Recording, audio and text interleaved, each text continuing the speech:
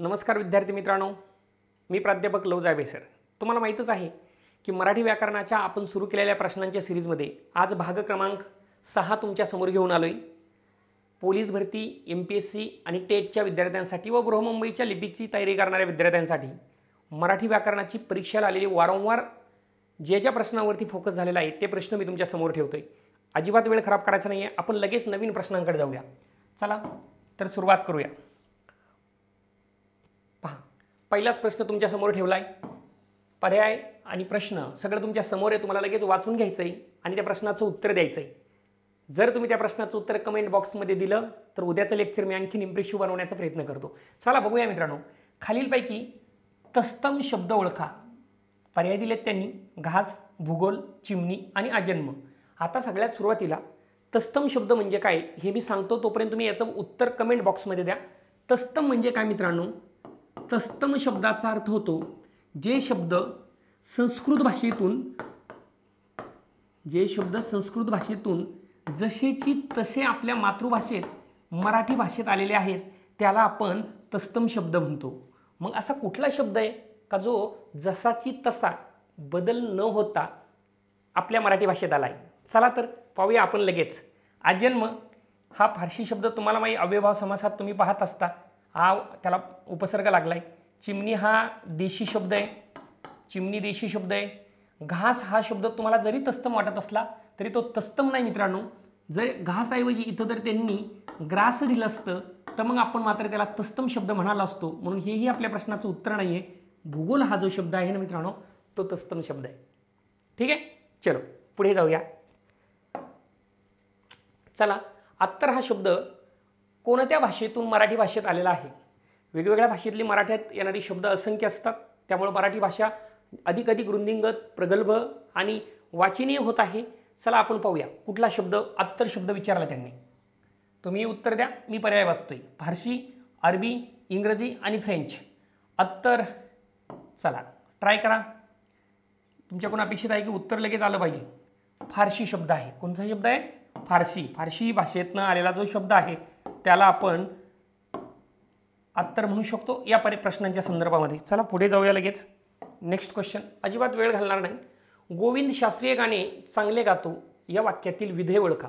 गोविंद शास्त्रीय गाणे चांगले गातो या वाक्यातील विधेय तुम्हाला ओळखायचे. सगळ्यात सुरुवातीला मित्रांनो विधेय म्हणजे काय हे एकदा समजून घ्या.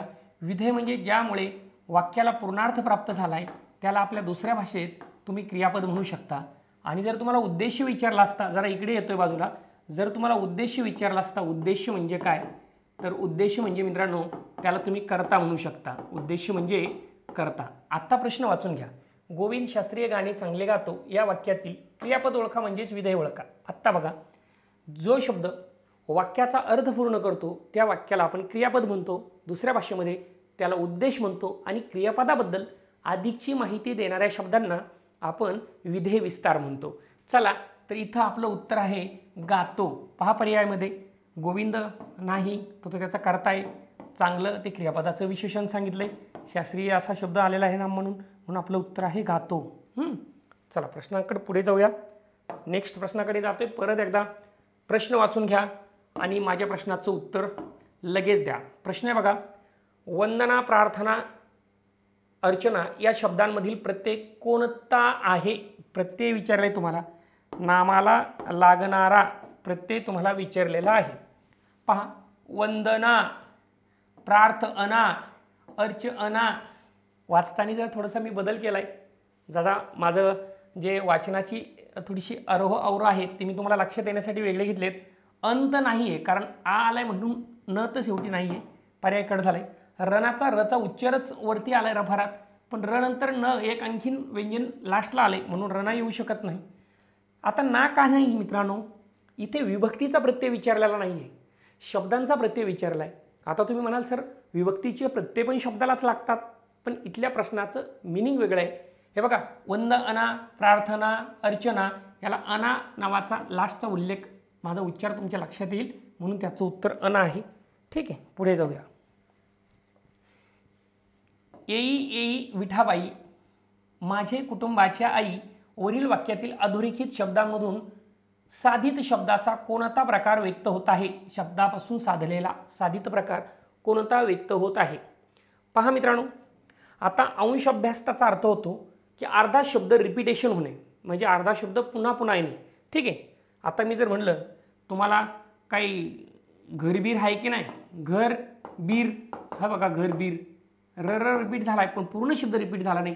हां ठीक आहे. आता इकडे बघा, याला अंश अभ्यास म्हणतो. हा अंश अभ्यास नाही आहे. पुढे पूर्ण अभ्यास. एखादा शब्द जर परत परत येत असेल तर त्याला पूर्ण अभ्यास म्हणता येईल. मी म्हटलं भर, भर क्रियावाचक शब्द आहे पण पूर्ण रिपीट झाला आहे. लक्षात येत आहे? म्हणजे हा पूर्ण अभ्यास आहे. जरासा तुम्ही बारीक प्रश्नांकडे बघा. येई येई म्हणजे आपलं उत्तर पूर्ण अभ्यास आहे. अनुकरणवाचक का नाही? का ज्याच्यामध्ये एक रिधम निर्माण होते. ठीक आहे, रिधम निर्माण होते त्याला अनुकरणवाचक शब्द म्हणता येईल. हे क्रियावाचक शब्द आहेत म्हणजे हे क्रियापदच आहेत. ठीक आहे, एक प्रकारे. सामासिक शब्द नाही, सामासिक शब्दांबद्दल तुम्हाला अधिकची माहिती आहे. अनुकरणवाचक नाही, सामासिक नाही. पुढे जाऊया. गरज ही कल्पकतेची आई आहे. जर एखाद्या कामाची, एखाद्या प्रश्नाची, एखाद्या वस्तूची गरज वाटली तर आपण तिचा शोध घेत असतो. म्हणून गरज जी आहे ना मित्रांनो, ती कल्पकतेची आई आहे. आई होय. या वाक्यातील आई शब्दाचा लक्षार्थ हे लक्षात घ्या. हां, व्यंग्यार्थ, लक्षार्थ, वाच्यार्थ आपण शिकलोय. कोणता ते विचारलंय बघा. हे चुकून इथं डॉट झालेला. हां, आता बघा, लक्षार्थ विचारला आई शब्दाचा. गरज ही कल्पकतेची आई आहे. गरज ही कल्पकतेची आई आहे.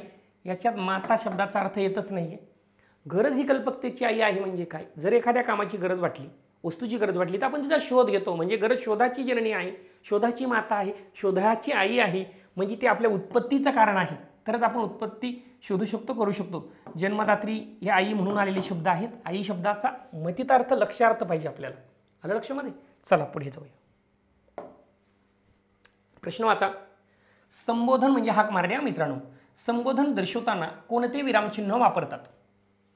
आता हाक मारायला कुठलं विरामचिन्ह वापरलं जातं ते पहा. भावना व्यक्त करायला नाही. भावना व्यक्त करायला केवळ प्रयोगाव्यातली चिन्ह येत असतात. हाक मारायला मी म्हटलं अर्चे किंवा ए परशा, ए परशा, आरची आली, आरची आली. आता बघा, आपण स्वल्पविराम नेहमी असा लिहितो. तुम्ही मग आणखीन चिन्ह मी समोर काढते, उत्तर तुम्हालाच द्यायचे. अर्धविराम पहा, जेव्हा एखादं वाक्य उभयानवी अव्यानं जोडायचं असतं तेव्हा आपण अर्धविराम वापरतो. संयोग चिन्ह जेव्हा आपल्याला एखादं वाक्य जोडायचं असतं तेव्हा संयोग चिन्ह वापरतो. आणि अपूर्ण विराम म्हणजे जेव्हा आपल्याला एखाद्या गोष्टीची अधिकची भर घालायची असते. पुढे आपलं संक्षेप म्हणजे आपल्याला आणखीन काहीच सांगते. पुढील क्रमांकाचे विद्यार्थी उत्तीर्ण झाले, अजून मला सांगायचं आहे, माझं विधान पूर्ण झालेलं नाही, तिथे हा अपूर्ण विराम येतो. आता याच्यापैकी तुम्हाला विचारलं आहे संबोधन म्हणजे हाक मारताना कोणतं चिन्ह वापरलं जातं? तर मित्रांनो, ते स्वल्पविराम वापरलं जातं. चला पुढचा प्रश्न वाचूया. हे सगळे प्रश्न परीक्षेला खूप वेळा आलेले. रिकाम्या जागेसाठी सर्वात अधिक योग्य शब्दाची निवड करा. खाली वाक्य दिले त्यांनी, ते वाक्यही तुम्हाला वाचायचे. समुद्राला टिंबटिंब नसते. आता मला सांगा, समुद्राला आकार असतो की नाही रे मित्रांनो? आपण समुद्राला आकार नसता तर आपण असा पसरलेला इकडच्या भागाला आपण बंगालचा उपसागर म्हटलं नसतं, इकडे आपण अरबी म्हटलं नसतं आणि इकडे हिंदी म्हटलं नसतं. म्हणजे त्यांच्या आकारानुसारच आपण त्यांना ती नावं दिलेली आहेत. म्हणजे त्याला आकार असतो. पण ह्या प्रश्नाचं उत्तर आपलं ते नाही. रिकाम्या जागेसाठी आपल्याला विचारले समुद्राला टिंबटिंब नसते, सॉरी नसते विचारले. नसते विचारले म्हणजे आपण थोडंसं लक्ष दिलं पाहिजे. ठीक आहे, म्हणजे आकार असतो म्हणजे आपल्या प्रश्नाचं उत्तर नाही. समुद्राला नाव असते ना, अरबी, हिंदी, बंगाल, हे सगळे समुद्राची नावं आहेत. आता मला सांगा, समुद्राला कधी रूप असते का मित्रांनो? काळा, गोरा, पांढरा असा काय समुद्र नसतो ना. अजिबात नाही. समुद्राला रूप नसते. हे आपल्या प्रश्नाचं उत्तर आहे. रूप, रंग असतो. समुद्राच्या पाण्याचा रंग जो असतो ना मित्रांनो, तो निळा असतो. ठीक आहे, चला पुढे जाऊया. पुढचा प्रश्न वाचा. अतिशय महत्त्वाचा प्रश्न आहे. शुद्धलेखनावरती एक प्रश्न येतोच. मी परवाचा व्हिडिओ बनवला त्याच्यामध्ये मी आध्यात्मिक शब्द घेतलेला होता आणि हाही तसाच प्रश्न नागपूरच्या कारागृहाच्या याला पडलेला आहे, आध्यात्मिक शब्द. चला पुढे वाचा. प्रकृती विचारले. प्रकृतीला कु हा कधी येत नाही, इथं र येत नाही. क्रू बरोबर आहे, इथं बरोबर इथपर्यंत, पण हे र नको आहे आपल्याला. हे र नको आहे. तिन्ही याच्यात र वरती आलेला रफार. र 4 प्रकारे लिहिता येतं तुम्हाला माहिती. र तुम्हाला माहिती. आपण एखाद्या शब्दावर तर्क, हे महाराष्ट्र बरोबर आहे की नाही, रास हे तुम्हाला माहिती. हे र आपण वेगवेगळ्या प्रकारे लिहू शकतो. आणि आणखीन आपण कसं लिहित असतो र माहिती आहे ना? हां, एक प्रकार आणखीन रचा आहे बघा. हा तर्क वरती लिहिलाय, हा इथे लिहिलाय, हा रस्वचा इथं लिहिलाय आणि आणखीन एक प्रकारे र लिहिता येतंय. ते तुम्ही मला कमेंट बॉक्समध्ये सांगू शकता. मी तुम्हाला एक शब्द त्याचा सांगतो. र कोणत्या प्रकारे लिहिता येतं बघा. तर्काला वरती लिहिलं, ट्रला खाली लिहिलंय, रला इथं लिहिलंय. आता लिहिता येतं असं मी म्हटलं, खऱ्या माणसांना जगात किंमत असते. र इथं आलं बघा. ठीक आहे, चला पुढे जाऊया. खालील शब्दसमूहाबद्दल एक शब्द शोधा. गावातील लोकांची एकत्र पाणी भरण्याची जागा. आता गावातील लोक सगळे एकत्र कुठे पाणी भरतात ते तुम्हाला माहीतच आहे. त्या पर्याय क्रमांक 1 दिले विहीर, 2 दिले पाणवठा, 3 नंबरला आहे नळकोंडाळे आणि नदी. आता सगळ्या लोकांची काय पाणी भरण्याची जागा नदी नसते. ठीक आहे, हां, याला सरिता म्हणता तुम्ही. ठीक आहे, नळकोंडाळे नाही, विहीर पण नाही. पूर्वी जिथे सगळ्या गावातली लोक एकत्र यायची ना त्याला पाणवाठा म्हटलं जायचं. पुढे जाऊया. पुढील शब्दांचा योग्य अर्थ सांगा. बाजाराच्या पोळ्या टिंबटिंब. बाजाराच्या पोळ्या भेसळयुक्त असतात का? तसं काही नाही आहे. स्वस्त माल असतो का? नाजूक माल असतो का? निकृष्ट प्रतीचा माल असतो का? बाजाराच्या पोळ्या म्हणजे बाळांनो निश्चितच असतो निकृष्ट प्रतीचा माल. ठीक आहे, पुढे जाऊया. विधायक या शब्दाच्या विरुद्धार्थी शब्द सांगा. विरुद्धार्थीवरती एक प्रश्न येतोच. विधायक म्हणजे काय? जो चांगलं काम करतो ना, म्हणून तर आपल्या आमदार खासदारांना आपण विधायक म्हणतो. वास्तविक ते चांगलं काम करत नाहीत, हा एक त्यांच्यातला दोष झाला. पण विधायक म्हणजे चांगलं काम करणारा, व्यवस्थित काम करणारा, त्याला विधायक म्हणतो. म्हणजे थोडंसं समाजसेवेचं काम करणारा, समाजाला प्रगतीवर घेऊन जाणारा, त्याला आपण विधायक म्हणतो. इसलिए तो हम विधायक दल कहते हैं. संसद में जो आदमी हम चुन के देते उसे विधायक दल कहते हैं, की नाही? हां, तुमच्या लक्षात आलं सर. म्हणजे प्रगती नाही आहे, सरळ नाही आहे, तेजस्वी तेजपुंज नाही आहे, त्याच्या विरुद्धार्थाचा शब्द विचारला हे विसरू नका. म्हणून आपलं उत्तर विघातक. समाजाला घातक असणारा, समाजाच्या फायद्याचा, आणि हा घातक असणारा विरुद्ध. पुढे जाऊया. अमृत या शब्दाच्या विरुद्धार्थी शब्द ओळखा. अमृत सुधा विरुद्धार्थी शब्द विचारलाय. अमृत म्हणजे सुधा हा समानार्थी शब्द आहे, पण आपल्याला त्याच्या विरुद्धार्थी लिहायचा आहे. ठीक आहे, विरुद्धार्थी औषध नाही आहे, क्षीर दूध नाही आहे, मध नाही आहे. विरुद्धार्थी अमृतच्या विरुद्ध असतो विष. ठीक आहे, विष अमृत. हां, हे पिलं तर माणूस मरत नाही, पिलं तर काही क्षणात माणूस संपून जातो. ठीक आहे. मारुत या शब्दाच्या समानार्थी म्हणजे मारुत या शब्दाला समानार्थी असणारा शब्द तुम्हाला ओळखायचा आहे. मुळात आपण मारुत कुणाला म्हणतो? थोडासा अपभ्रंश झालाय आणि मारुतचा मारुती झालाय. मारुती म्हणजे ज्याला शेपटी असते तो देव हनुमान, म्हणजे त्याला आपण वायुपुत्र म्हणतो. पहा, त्यालाच आपण पवनसूत म्हणतो. पवनसूत लक्षात घ्या, सूचा उकार बघा, त्याला आपण पवनसूत म्हणतो. पहा, इथं मरुत असेल, वायू असेल, पवन असेल, ही सगळी शब्द मित्रांनो वाऱ्याला आलेली समानार्थी शब्द आहेत. म्हणून मारुत या शब्दाचा समानार्थ वारा आहे. आता हे अचल असतं, पर्वताला आपण अचल म्हणतो कारण तो चल नाही, चालू शकत नाही, बरोबर आहे की नाही? त्याला भूधीर म्हणतो, भूस्थिर म्हणतो. ठीक आहे, कालच आपण त्याच्या संदर्भात पाहिलेलं आहे. त्याला शैल म्हणतो, शैल. ठीक आहे, पुढे बघा. वारा आहे, हे वाऱ्याचे समानार्थी शब्द. वाऱ्याचा जो गोलाकार तयार होते त्याला वावटळ म्हणतात, आणि वादळांची निर्मिती त्या समुद्राच्या भरती होती नंतर होत असते, तुम्हाला माहिती. पुढे जाऊया. क्षीर या शब्दाचा समानार्थी शब्द शोधा. क्षीर शब्दाचा समानार्थी शब्द लिहायचा आहे. कमेंट बॉक्समध्ये तुमचं उत्तर सांगा. जितक्या जास्त कमेंट येतील तितका मला कळेल की तुमचं पार्टिसिपेशन आहे, म्हणजे मला भाग क्रमांक 7 बनवायला सोपा जाईल मित्रांनो. ठीक आहे, आता बघा, क्षीर म्हणजे काय? वरतून खाली जातो. खीर दुधाची केली जाते, पण क्षीरला खीर नाही म्हणत. गंधक तर नाही रे बाबा, ऊसामध्ये वापरलं जातं, नाही. खारट पदार्थाची चवच सांगितली. क्षीर म्हणजे दूध, दुग्ध. ठीक आहे, दुधाला आपण क्षीर म्हणतो. मग क्षीरापासून तर खीर आहे की नाही. पुढे जातोय. खालील म्हणीमध्ये योग्य पर्याय शब्द लिहा. पडल्या फळाची टिंबटिंब असते, आज्ञा असते.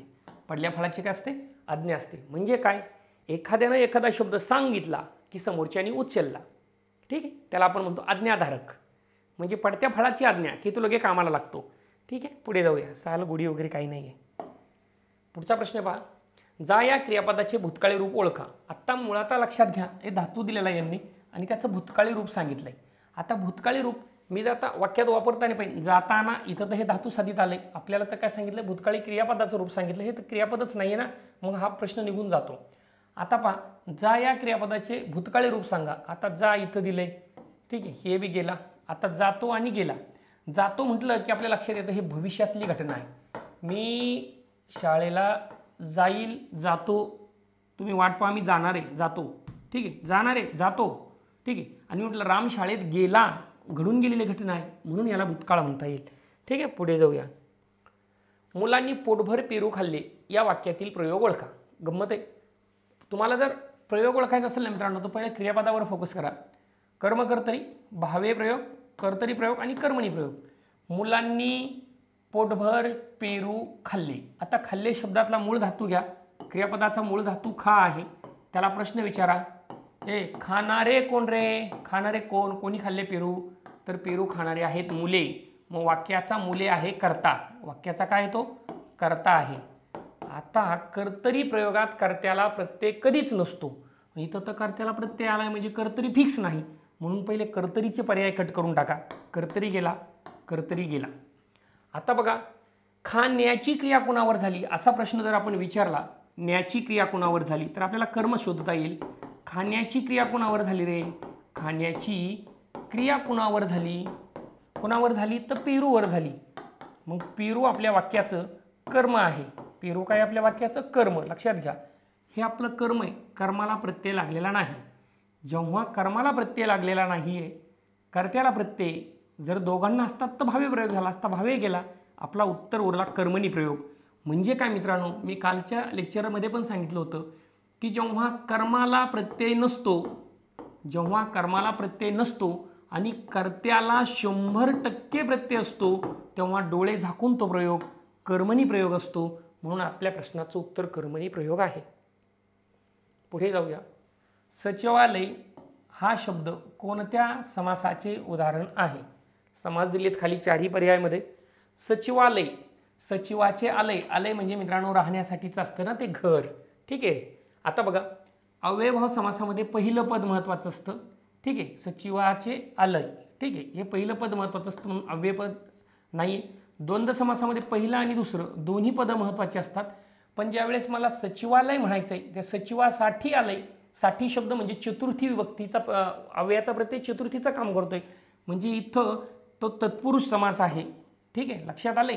आता बघा, अव्ययभावामध्ये पहिलं पद महत्त्वाचं असतं, द्वंद्वमध्ये दुसरं पद महत्त्वाचं असतं. बहुविरी समासामध्ये पहिलं आणि दुसरं दोन्ही महत्त्वाचे नसून तिसऱ्याच पदाचा बोध होतो. आणि तत्पुरुष समासामध्ये दुसरे पद महत्त्वाचे असते. मग सचिवासाठी आलय, आलय पद महत्त्वाचं, म्हणून आपल्या प्रश्नाचं उत्तर आहे तत्पुरुष समास. पुढे जाऊया. ती गुलाबी उषा म्हणजे परमेश्वराचे रूप जणू. ती गुलाबी उषा म्हणजे परमेश्वराचे रूप जणू. जणू, वाटे, गमे, भासे हे का अलंकाराची लक्षणं आहेत. ते शब्द त्या अलंकारांमध्ये येत असतात. चला पाहूया आपण. इथं उपमा दिली का कुणी कोणाला? नाही, उपमेचा प्रश्न नाही.